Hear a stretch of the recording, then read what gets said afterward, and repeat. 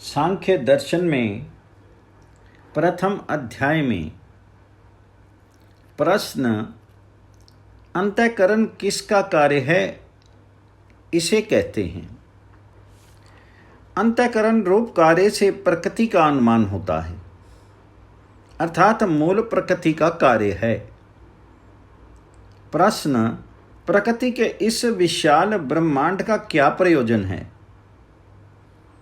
इसका उत्तर देते हैं, इस प्रकृति और इसके कार्यों का संघात मेल सब कुछ दूसरे के लिए है। वह दूसरा भोक्ता पुरुष है।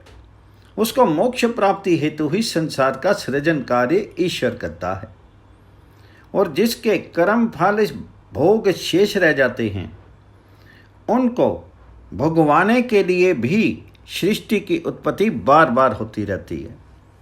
जिस प्रकार नदी व कूप, जल, वृक्ष, फल व सुंदर शैया दूसरों के लिए ही होते हैं, इसी प्रकार प्रकृति का सब कुछ किसी चेतन जीवात्मा के लिए ही है, ऐसा निश्चय जानना चाहिए। प्रश्न, इस सारे संसार का प्रकृति ही उपादान कारण है, फिर उसका कारण कौन सा है?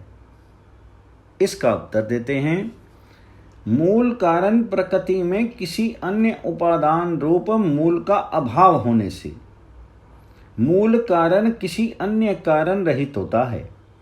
यदि मूल का भी अन्य कोई उपादान कारण माना जाए तो फिर उसका पुनः उसका इस प्रकार कहीं भी पर्यवसान नहीं होगा, जिसके कारण अनवस्था दोष की प्राप्ति होगी, जो युक्ति प्रमाण विरुद्ध है। इसलिए किसी एक को अंतिम लक्ष्य मान करके चलना ही होता है।